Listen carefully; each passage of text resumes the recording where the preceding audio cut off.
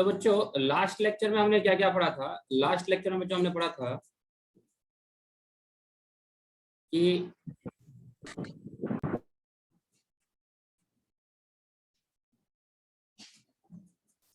Wait,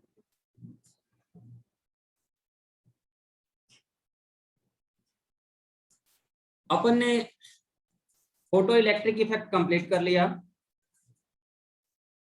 photo electric effect पूरा का पूरा अपना कंप्लीट हो गया। मैटर वेव कंप्लीट हो गया। फिर उसके बाद एटॉमिक स्ट्रक्चर कंप्लीट हो गया।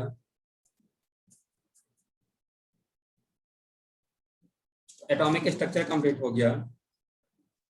अब जो है आज से हम लोग स्टार्ट करेंगे एक नया टॉपिक। इसके अलावा अपना डिजिटल इलेक्ट्रॉनिक्स भी कंप्लीट हो गया है। डिजिटल इलेक्ट्रॉनिक्स, ठीक है। इसका असाइनमेंट अपना लगभग डिस्कस हो गया है, कुछ क्वेश्चंस बाकी हैं, आप लोग को वो कर लिया जाएगा। मैटर वेव बच्चों, मैटर वेव जरूर सोल्व कर लीजिए, असाइनमेंट में भेज दिया हूं ग्रुप में।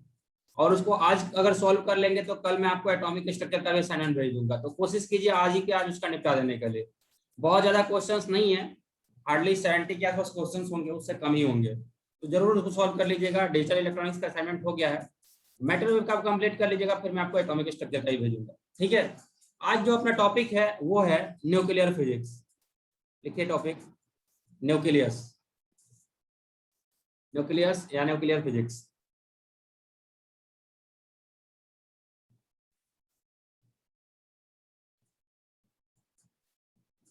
Nuclear physics, okay. तो न्यूक्लियर फिजिक्स में सबसे पहला पॉइंट बच्चों लिखेंगे न्यूक्लियस का definition.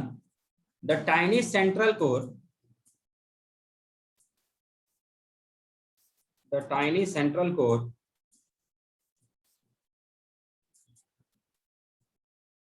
the tiny central core of atom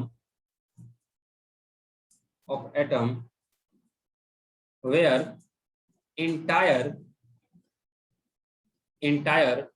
positive charge,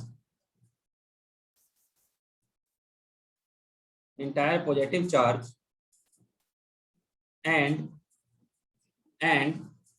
almost entire mass and almost entire mass is concentrated is called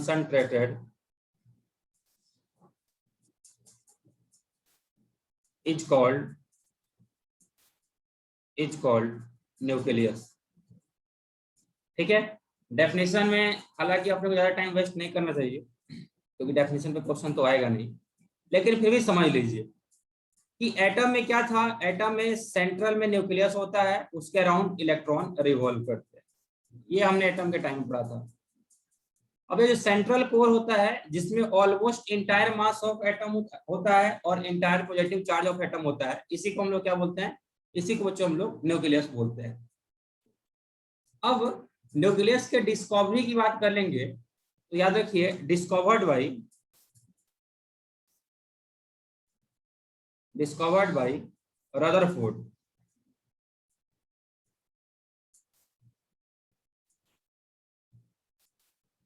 in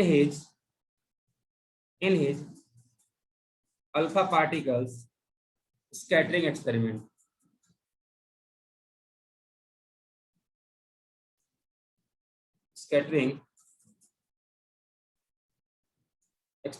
note कर लीजिए इतना। न्यूक्लियस को कौन डिस्कवर किया था? रदरफोर्ड ने डिस्कवर किया था। कहाँ डिस्कवर किया था? तो अल्फा पार्टिकल के स्कैटरिंग एक्सपेरिमेंट में डिस्कवर किया था, ठीक है। नेक्स्ट पॉइंट लिखेंगे contains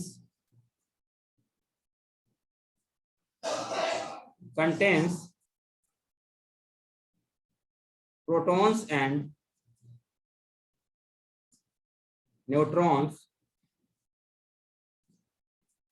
collectively called as nucleons. Nucleus के अंदर क्या होता है? तो न्यूक्लियस के अंदर प्रोटॉन होता है और न्यूट्रॉन होता है, और दोनों को मिलाकर हम क्या बोलते हैं? दोनों को मिलकर हम न्यूक्लियॉन्स बोलते हैं, ठीक है। सिंबल की बात कर लेते हैं, कैसे रिप्रेजेंट करते हैं न्यूक्लियस को।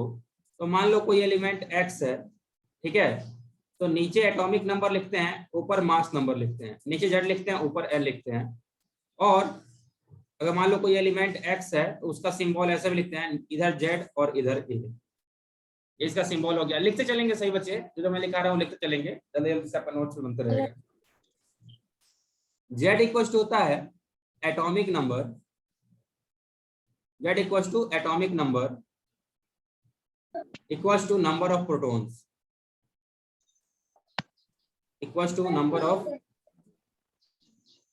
प्रोटॉन्स। ए इक्वल टू होता है mass number equal to number of proton plus neutron. ठीक है, तो Z equal to number of proton, A equal to number of proton plus neutron. तो हम क्या बोल सकते हैं, therefore number of neutrons equal to क्या हो जाएगा, A माइनस Z, क्योंकि A में दोनों कंटेंट है और Z सिर्फ और सिर्फ क्या है, प्रोटॉन है, तो नंबर ऑफ न्यूट्रॉन कितना हो जाएगा, A माइनस Z। साथ साथ सभी बच्चे लिखते चलेंगे। ओके, इसके बाद बच्चों, इसके बाद कुछ टाइप के न्यूक्लियस आते हैं, इस पे पास्ट में क्वेश्चन पूछे हुए हैं और अक्सर लोग इसे भूल जाते हैं, हालांकि बहुत ही सिंपल ये चीज है, तो ध्यान रखिएगा। क्या क्या लिखे, types of nucleus,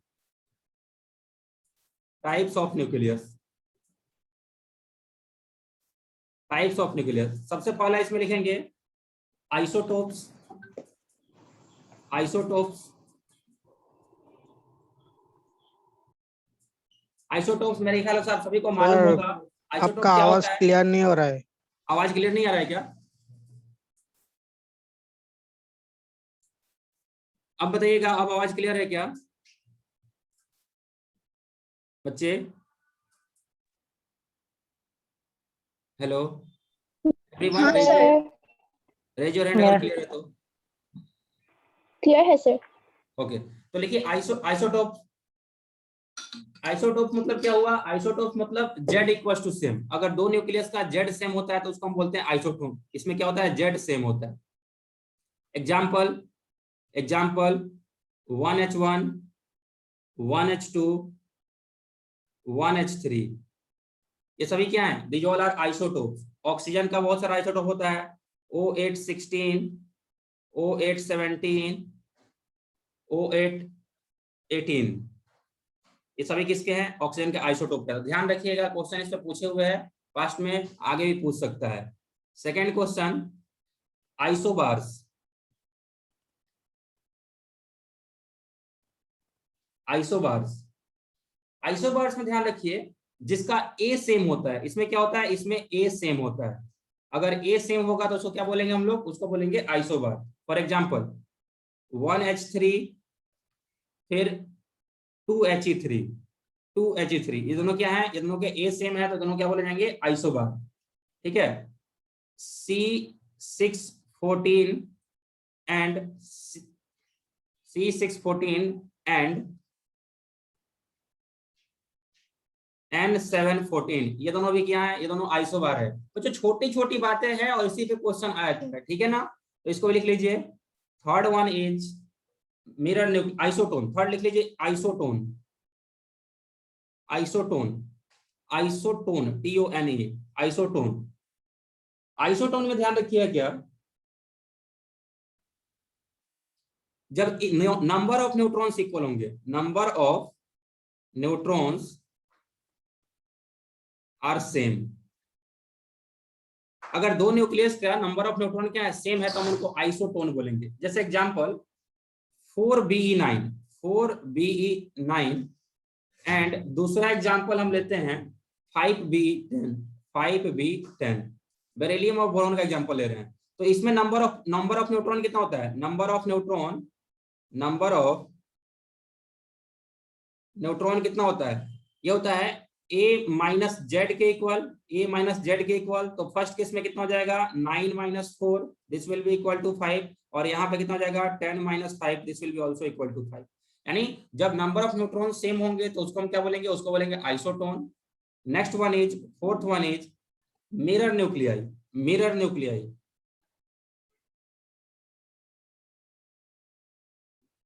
mirror nuclei. Mirror nuclei में देखिए क्या, अगर इसमें लिख लीजिएगा, इसका डेफिनेशन लिख लीजिएगा, nuclei having same mass number but nuclei having same mass number but number of proton and neutron are exchanged. A क्या होगा, A सेम होगा, A same mass number, but number of proton and neutron are exchanged. Example समझते हैं इसको, example समझ में आ जाएगा। Example में ले लीजिए इसका, helium 2He3 and hydrogen 1H3, helium 2He3 and hydrogen 1H3।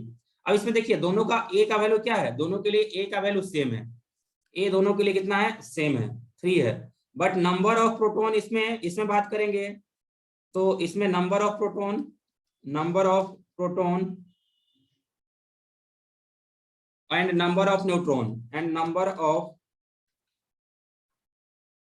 Neutron तो इसमें नंबर ऑफ प्रोटॉन कितना है, 2 है, इसमें नंबर ऑफ प्रोटॉन कितना है, 1 है। इसमें नंबर ऑफ प्रोटॉन कितना होगा, नंबर ऑफ न्यूट्रॉन कितना होगा, 3 - 2 1। इसमें नंबर ऑफ न्यूट्रॉन कितना होगा, 3 - 1 2। यानी अगर प्रोटॉन का नंबर और न्यूट्रॉन का नंबर दो न्यूक्लियस के बीच में क्या हो, एक्सचेंज हो, और उनका ए एटॉमिक मास या मास नंबर क्या हो, मास नंबर सेम हो, तो उस वाले न्यूक्लियाई को क्या बोलते हैं, मिरर न्यूक्लियाई। क्लियर है सबको ये, हाँ या ना, सही बच्चे बता देंगे, फिर आगे चलते हैं। सर और एक बार रिपीट करेंगे क्या? हाँ, मिरर न्यूक्लियाई फिर से सुन लीजिए। अगर दो न्यूक्लियस का ए सेम है, ए कितना है, सेम है, इसका भी ए कितना था, 3 था, मास नंबर 3 था, इसका भी मास नंबर 3 था, तो दोनों का ए सेम है, and number of proton and neutron क्या है, एक्सचेंज है। जैसे इसके पास नंबर ऑफ प्रोटॉन कितना था, 2 था, इसके पास नंबर ऑफ प्रोटॉन कितना था, 1 था, इसके पास नंबर ऑफ न्यूट्रॉन कितना था, 2 - 3 - 2 1, और इसके पास नंबर ऑफ न्यूट्रॉन कितना होगा, 3 - 1 2। ठीक है, तो इसके पास जितना प्रोटॉन है इसके पास उतना न्यूट्रॉन है, और इसके पास जितना न्यूट्रॉन है इसके पास उतना प्रोटॉन है। ठीक है ना, इसलिए दोनों क्या है, मिरर न्यूक्लियाई। क्लियर, हाँ या ना? हाँ सर। Very good. अगला टॉपिक लिखिए, size of nucleus. Size of nucleus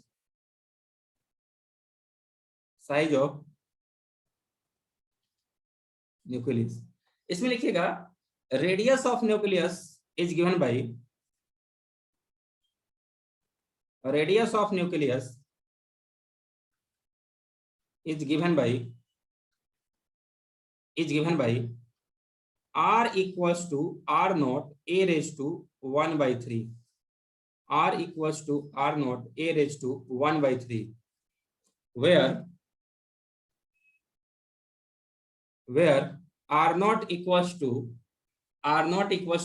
1.1 into 10⁻⁻15 metre. 10⁻⁻15 को बच्चों फर्मी बोलते हैं, याद रखिएगा, 10⁻⁻15 को ऑल्सो क्या बोलते हैं, फर्मी डिनोटेड बाय F। ठीक है, तो इसको क्या बोल सकते हैं, R not equals to 1.1 fermi metre, R not equals to 1.1 fermi metre. सही बच्चे लिख लेंगे जल्दी से इसे।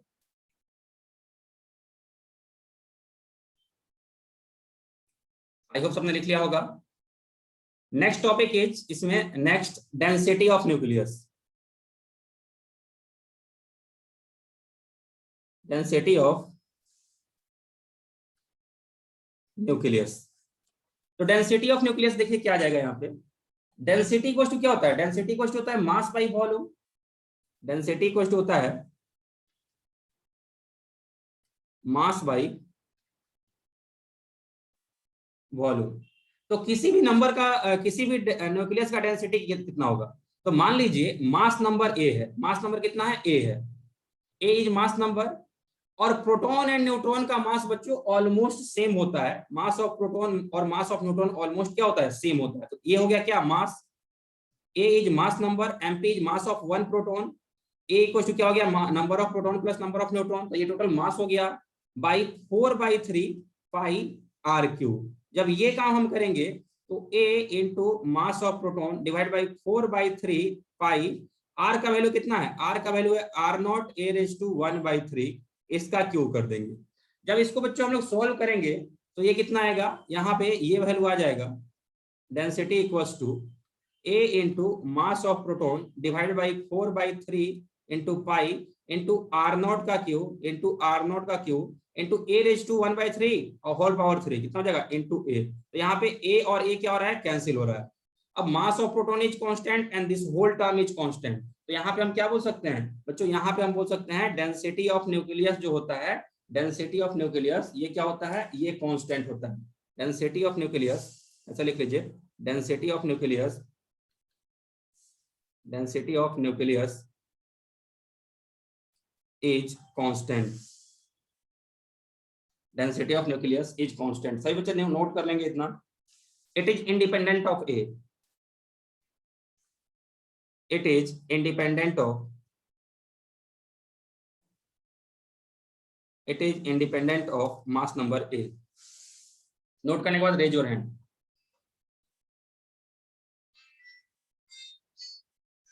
वेरी गुड, बहुत बढ़िया।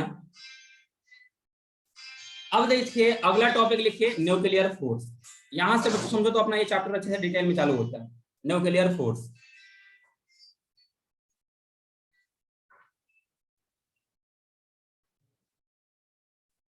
तो न्यूक्लियर फोर्स समझने से पहले थोड़ा हम समझते हैं कि न्यूक्लियस के अंदर क्या क्या है। जैसे मान लो यह है एक न्यूक्लियस है, किसी भी एलिमेंट का यह एक क्या है, न्यूक्लियस है। तो इसके अंदर क्या होगा, इसके अंदर बहुत सारे न्यूट्रॉन्स होंगे, और क्या होगा, और इसके अंदर बहुत सारे प्रोटॉन्स होंगे, ठीक है। अब देखो अगर ये जो न्यूट्रॉन और प्रोटॉन है इसके अंदर का फोर्स हम कंसीडर करेंगे, तो अपने को मालूम है न्यूट्रॉन क्या होता है, चार्जलेस होता है। न्यूट्रॉन क्या होता है, चार्जलेस होता है। तो दो न्यूट्रॉन के बीच में क्या होगा, ग्रेविटेशनल अट्रैक्शन रहेगा, ग्रेविटेशनल अट्रैक्शन रहेगा, वो दोनों एक दूसरे को अट्रैक्ट कर रहे हैं ग्रेविटेशनल फोर्स से। और बात करेंगे प्रोटॉन और एक न्यूट्रॉन, प्रोटॉन तो इसमें है नहीं ना, हाँ प्रोटॉन और एक न्यूट्रॉन की जब बात करेंगे तो देखो प्रोटॉन के पास तो चार्ज है लेकिन न्यूट्रॉन के पास चार्ज नहीं है, तो इलेक्ट्रोस्टैटिक इन दोनों के बीच में नहीं है। इन दोनों के बीच में भी क्या होगा, due to mass gravitational attraction होगा, ग्रेविटेशनल अट्रैक्शन इन दोनों के बीच में भी होगा। अब हम बात करेंगे बिटवीन प्रोटॉन एंड प्रोटॉन के। तो प्रोटॉन एंड प्रोटॉन दोनों क्या है, दोनों चार्ज पार्टिकल हैं और साथ में दोनों के पास मास भी है। तो इन दोनों के बीच में ग्रेविटेशनल अट्रैक्शन भी होगा, ग्रेविटेशनल अट्रैक्शन भी होगा एंड इलेक्ट्रोस्टैटिक रिपल्सन भी होगा, ठीक है। तो ये टोटल अमाउंट ऑफ फोर्स अपने को मिला, इतना नंबर ऑफ फोर्सेज लग रहा है न्यूक्लियस के अंदर। 3 तरह का ग्रेविटेशनल अट्रैक्शन और 1 तरह का इलेक्ट्रोस्टैटिक रिपल्सन। अब बच्चों आपको ध्यान रखना चाहिए क्या कि ग्रेविटेशनल अट्रैक्शन जो है ना वो इलेक्ट्रोस्टैटिक के कंपेयर में बहुत ही वीक फोर्स है, यानी ये तीनों मिलाकर के बहुत कमजोर हैं और ये क्या है, ये बहुत स्ट्रॉन्ग है। मतलब जितने भी पार्टिकल्स हैं, जितने भी छोटे छोटे इसके अंदर न्यूक्लियस के अंदर न्यूक्लियॉन्स हैं, वो सभी एक दूसरे को क्या कर रहे हैं, आप समझ सकते हैं, रिपेल कर रहे हैं। और जब सभी एक दूसरे को रिपेल कर रहे हैं तो इसको स्टेबल होना ही नहीं चाहिए, इसको स्टेबल होना ही नहीं चाहिए, इसको तो ब्लास्ट कर देना चाहिए, क्योंकि सभी एक दूसरे से दूर जाना चाह रहे हैं। ये प्रोटॉन जो है ये इस प्रोटॉन को बोला है कि तुम दूर जाओ, ये प्रोटॉन इस प्रोटॉन को बोला है तुम दूर जाओ, ये प्रोटॉन इस प्रोटॉन को बोला है तुम दूर जाओ, ये इसको बोल रहा है दूर जाओ, सभी एक दूसरे से दूर जाना चाह रहे हैं। लेकिन फिर भी न्यूक्लियस स्टेबल है, एक साथ है, जुड़ा हुआ है। इसके पीछे का क्या रीजन है, ऐसा तो होना चाहिए इसको ब्लास्ट कर जाना चाहिए और बिल्कुल हर एक पार्टिकल्स को अलग अलग चला जाना चाहिए। इसका मतलब ये हुआ there must be presence of some third force which is binding all these particles together. There is must some presence of third force which is taking all these nucleons together, ठीक है। तो लिखिए न्यूक्लियर फोर्स, न्यूक्लियर फोर्स इसमें लिखते चलिएगा, if you will consider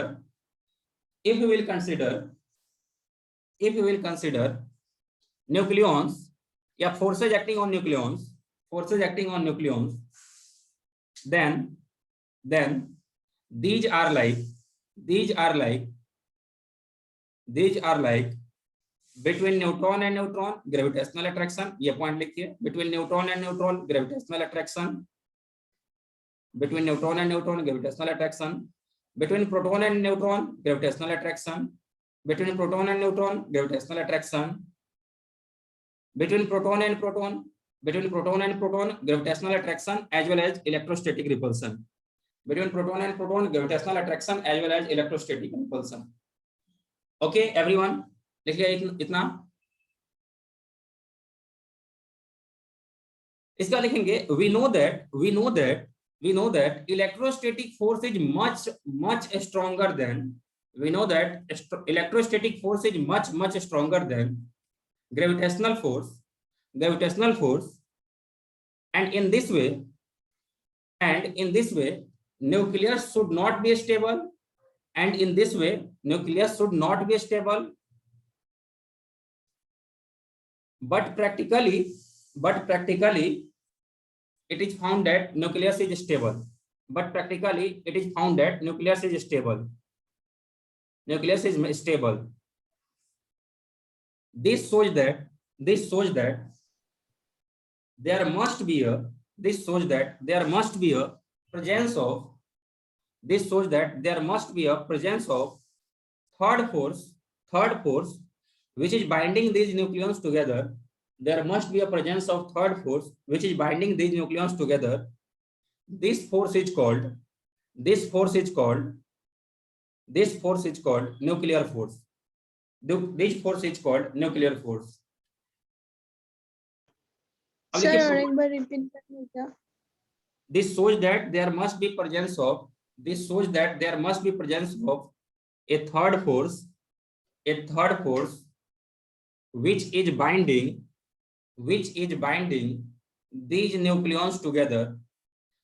is binding these nucleons together. This third force is called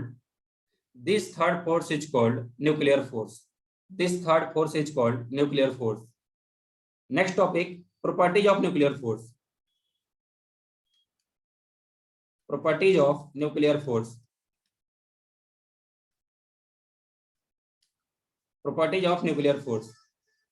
इसमें point wise लिखते चलेंगे। सबसे पहला प्रॉपर्टी फर्स्ट लिखिएगा, very short range force.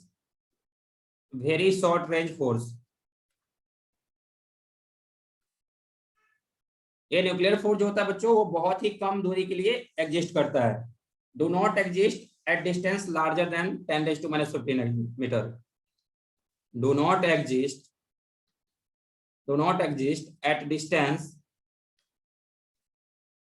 at distance larger than 10⁻⁵ metre. Second point लिखेंगे, it is strongest force in nature। It is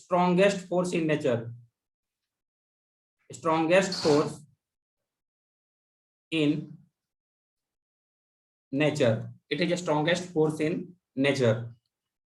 third point लिखेंगे, charge independent। These forces are independent of charge। ये आप लोगों को बच्चों वाला game लग रहा होगा ना, ये चैप्टर बच्चों वाला लग रहा होगा, लेकिन क्या कीजिएगा, ऐसा ही है, एकदम इजी चैप्टर है और ऐसे ही क्वेश्चंस भी आते हैं। These forces are independent of charge पे डिपेंड नहीं करते हैं। और एक सबसे important point, non central force. ये फोर्सेज क्या होते हैं? नॉन सेंट्रल फोर्स होते हैं। ओके एवरीवन, हाय आना।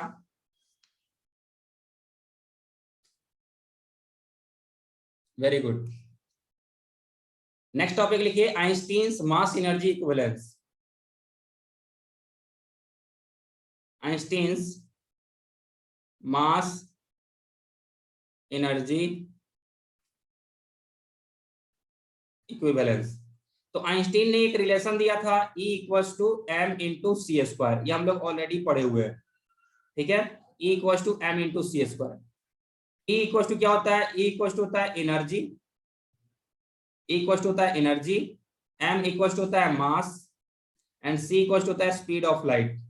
स्पीड ऑफ लाइट कितना होता है? ये 3 × 10⁸ मीटर/सेकेंड, ठीक है। ये आइंस्टीन का मास एनर्जी इक्विवेलेंस रिलेशन हो गया। इसका यहाँ पे बहुत जरूरत पड़ेगा, इस वाले चैप्टर में बहुत ही ज्यादा जरूरत पड़ेगा। एक और ही बहुत इंपॉर्टेंट पॉइंट है AMU, atomic mass unit. AMU atomic mass unit, ठीक है, it is unit of mass, EMU is unit of mass. इसमें लिख लीजिए, इसमें लिख लीजिए 1 AMU इक्वल्स टू 1/12 ऑफ मास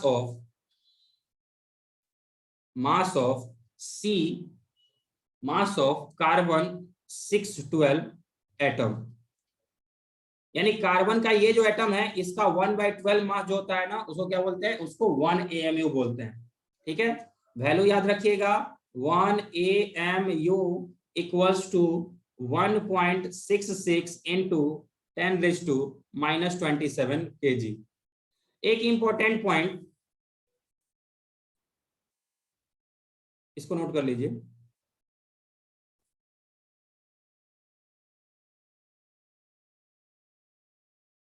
इसको नोट कर लीजिए पहले।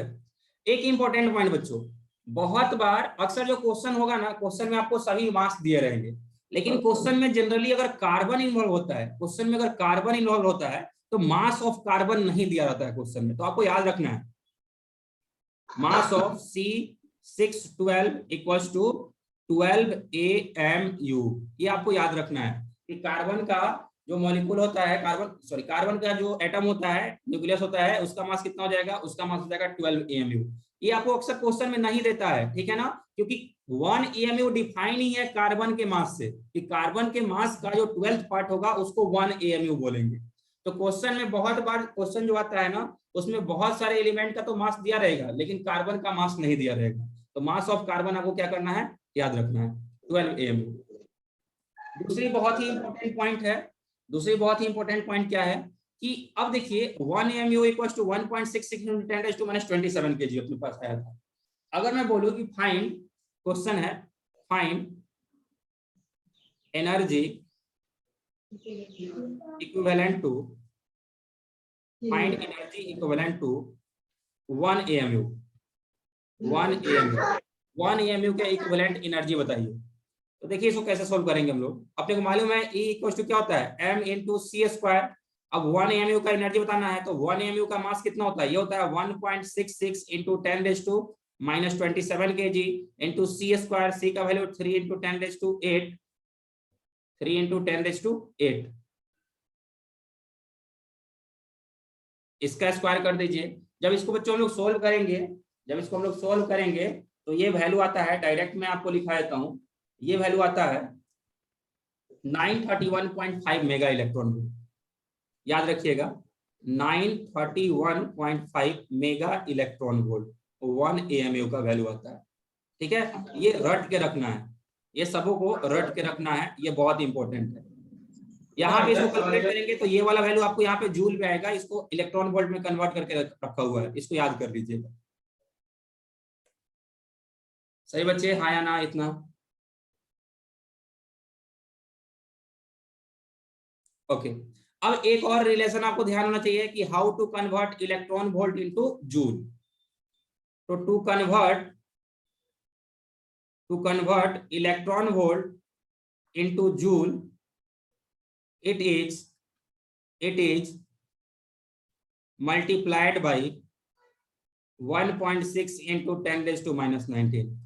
जैसे मान लो एक क्वेश्चन है कि 5 इलेक्ट्रॉन वोल्ट को जूल में कन्वर्ट करें, 5 इलेक्ट्रॉन वोल्ट को जूल में कन्वर्ट करना है, कोई दिक्कत नहीं है। 5 इंटू ई का वैल्यू रख दीजिए, ई का वैल्यू 1.9। एक मिनट, चार्ज ऑन इलेक्ट्रॉन कितना होता है बच्चों, 1.9 होता है ना, भूल गया क्या, तो भयंकर चीज भूल गया। हाँ बोलो, कौन बोल रहा है चार्ज, मैं बताओ charge on electron 1.6 into 10⁻⁻19। Okay 1.6 into 10⁻⁻19, ठीक है ना। तो ऐसे आप क्या कर सकते हैं, इलेक्ट्रॉन वोल्ट को जूल में कन्वर्ट कर सकते हैं, और इन सिमिलर फैशन आप जूल को इलेक्ट्रॉन वोल्ट में भी कन्वर्ट कर सकते हैं। अगर जूल में कोई वैल्यू दिया हुआ है उसको 1.6 into 10⁻⁻19 से डिवाइड कर दीजिएगा, तो वो किस में कन्वर्ट हो जाएगा, वो इलेक्ट्रॉन वोल्ट में कन्वर्ट हो जाएगा।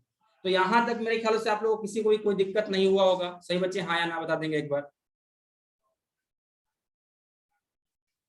ओके, अगला टॉपिक अब लिखिए, next topic is binding energy and mass defect, binding energy and mass defect,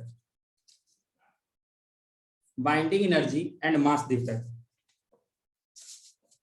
तो ये सब सबसे पहले हम लोग पढ़ेंगे मास डिफेक्ट, मास डिफेक्ट पहले पढ़ेंगे। Mass defect denoted bye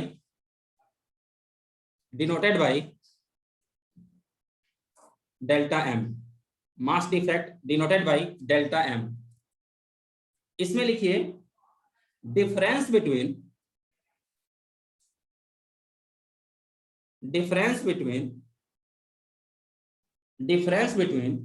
expected mass and actual mass of nucleus, difference between expected mass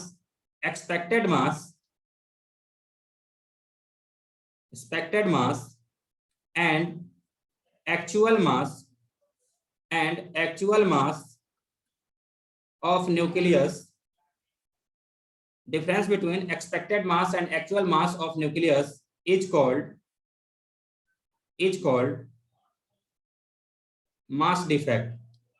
यानी अब देखिए इसमें होता क्या है, मास डिफेक्ट समझते हैं। जैसे बहुत सारे न्यूक्लियॉन्स अलग अलग थे, ये neutron neutron neutron proton proton proton proton, ये सभी पहले दूर थे।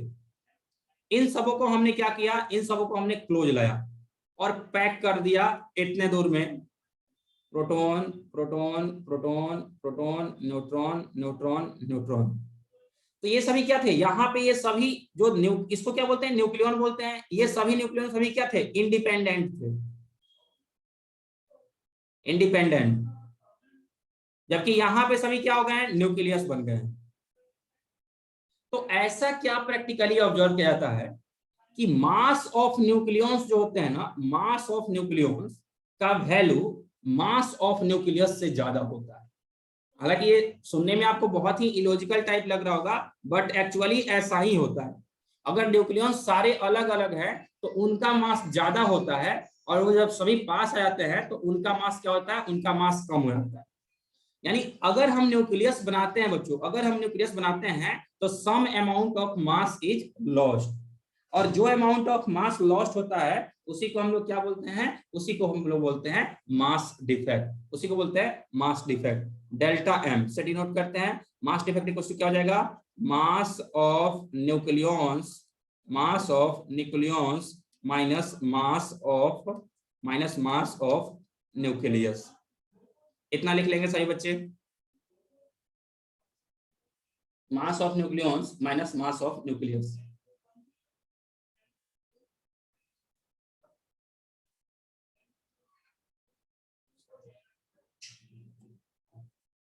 एक मिनट,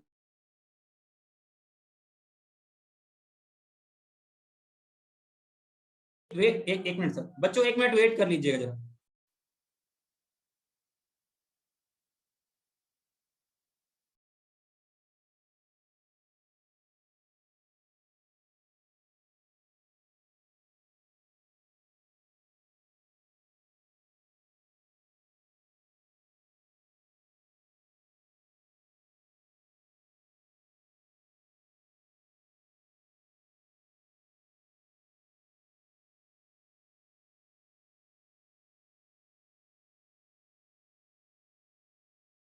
हाँ तो बच्चों आवाज आ रही है क्या, everyone? Very good very good. तो अब चलिए देखिए हम क्या बात कर रहे थे, हम लोग मास डिफेक्ट की बात कर रहे थे। Delta M equals to mass of nucleons minus mass of nucleus, ठीक है ना। तो मास ऑफ न्यूक्लियॉन्स कितना होगा। अब मान लो कोई एक न्यूक्लियस है एक्स जेड ए, अगर ये कोई एक न्यूक्लियस है तो मास ऑफ न्यूक्लियॉन्स कितना लिखेंगे, तो इसके पास कितने प्रोटॉन है, इसके पास जेड प्रोटॉन है, यानी Z times mass of proton, plus इसके पास कितने न्यूट्रॉन हैं, तो इसके पास A minus Z times mass of neutrons minus mass of nucleus. This is called mass defect, ठीक है।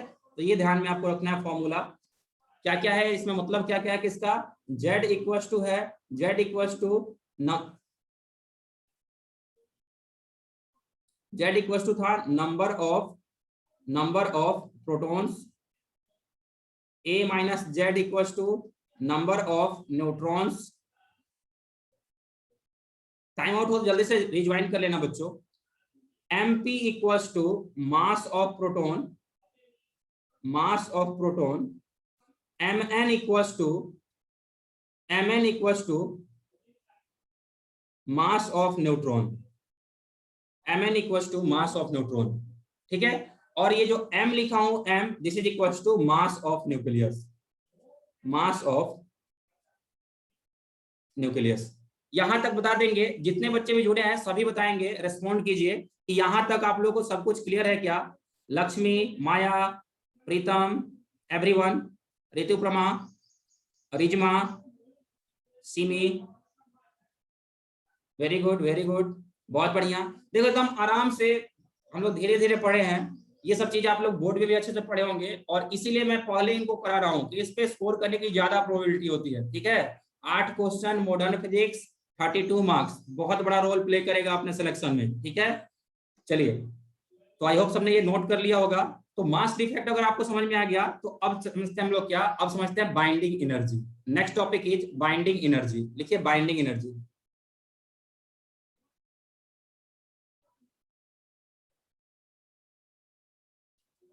बाइंडिंग एनर्जी, इसको बच्चों हम लोग बीई से डिनोट करते हैं। Binding energy denoted by BE, B dot E dot. इसमें लिखिएगा एनर्जी,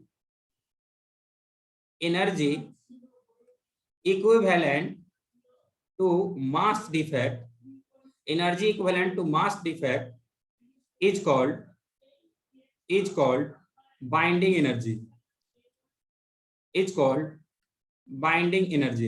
यानी मास डिफेक्ट के इक्विवेलेंट जो एनर्जी होता है ना बच्चों, उसको हम लोग क्या बोलते हैं? उसको बोलते हैं बाइंडिंग एनर्जी। यानी आप बोल सकते हैं binding energy equals to mass defect delta M into C square. E equals to M C square था ना, उसी रिलेशन पे